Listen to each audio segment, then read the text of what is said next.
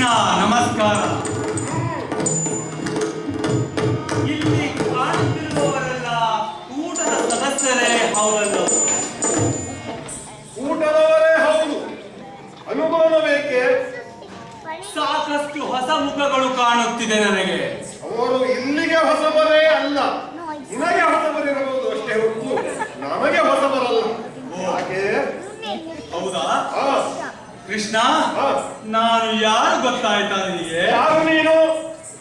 ನಾನೊಬ್ಬ ಕೈದಿ ಕೃಷ್ಣ. ಏನು ಕೈದಿಯೋ? ಯಾರಲ್ಲಿ? ಈತನನ್ನ ಕಟ್ಟಿ ಕಾರಾಗೃಹಕ್ಕೆ ದೂಡಿ. ಇದಂತಹ ಅನ್ಯಾಯ ಕೃಷ್ಣ. ಯಾಕೆ?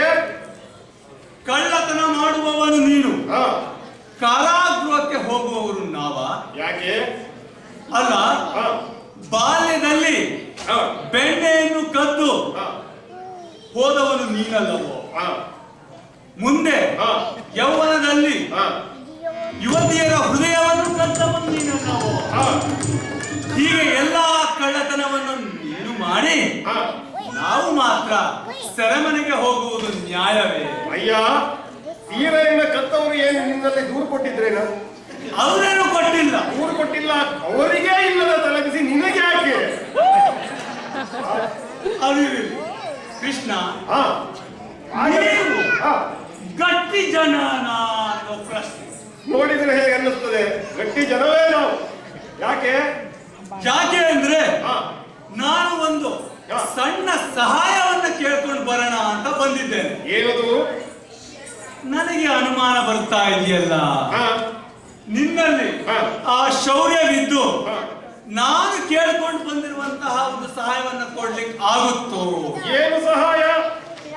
ಕೃಷ್ಣ, ನಾನು ಆ ದುಷ್ಟ ಮಾಗದನಿಂದ ಅವನ ಸೆರೆಮನೆಯಿಂದ ತಪ್ಪಿಸಿಕೊಂಡು ಬಂದಿದ್ದೇನೆ. ಓಹೋ, ಇಲ್ಲಿ ನಿನ್ನ ಬಳಿ ಅವನಿಂದ ಸಹಾಯ ಬೇಕು ನನಗೆ ಅಂತ ಕೇಳಲಿಕ್ಕೆ ಬಂದಿದ್ದೇನೆ. ಆದರೆ ನನಗೆ ಸಣ್ಣ ಅನುಮಾನ ಇನ್ನೂ ಹೋಗಿಲ್ಲ. ಏನು? 17 ಬಾರಿ ಅವನಿಂದ ಓಡಿ ಹೋದವನಲ್ಲಿ ನಾನು ಸಹಾಯ ಕೇಳ್ತಾ ಇದ್ದೇನಲ್ಲ ಅನ್ನೋ ಅನುಮಾನ ನನಗೆ. ಅಯ್ಯ, ನನ್ನ ಹತ್ತಿರ ಅದು ಆಗುವುದಿಲ್ಲ ಅಂತಾದ್ರೆ ನೀನೇ ಮಾರ್ಗದಲ್ಲಿ ಯುದ್ಧವನ್ನು ಮಾಡಿ. ಅಯ್ಯೋ, ಹಾಗೆ ಮಾಡಬೇಡ ಕೃಷ್ಣ ಪರಮಾತ್ಮ. ಆಗುವುದಿಲ್ಲ. ಎದ್ದೇಳು ಎದ್ದೇಳು, ಏನಾಗಬೇಕು ನಿನ್ನಿಂದ ಹೇಳಿ. ಕೃಷ್ಣ ಪರಮಾತ್ಮ, ಅಯ್ಯ, ನಾನು ಹಾಗೂ ನನ್ನ 87 ರಾಜಕುಮಾರರು ಮಾಗವನಿಂದ ಸೆರೆಯಲ್ಲಿ ಸಿಕ್ಕಿ ನರಳ್ತಾ ಇದ್ದಾರೆ. ಅವರಿಂದ ತಪ್ಪಿಸಿಕೊಂಡು ಓಡಿ ಬಂದವ ನೀನು. ಹೌದು. ನನ್ನಿಂದ ಮಾಗದನ ನಿವಾರಣೆ ಆಗಬೇಕು ಎನ್ನುವುದು ನಿನ್ನವರ ಆಸೆ. ಹೌದು. ಹೋಗಿ ಹೇಳು ನಿಮ್ಮವರಿಗೆ, ಇನ್ನು 8 ದಿವಸದಲ್ಲಿ ಕೃಷ್ಣ ಮಾಗದನನ್ನ ನಿವಾರಿಸುತ್ತಾನೆ ಎನ್ನುವುದಾಗಿ ಹೋಗಿ ಹೇಳು. ಓ ಕೃಷ್ಣ, ನಮೋ ನಮಃ ಕೃಷ್ಣ. ಆದರೆ ನಮೋ ನಮಃ ಕೃಷ್ಣ. ಹೋಗಿ ನಿನ್ನ ಕಾರಾಗೃಹಕ್ಕೆ ಸೇರಿಕೊ ಹೋಗು.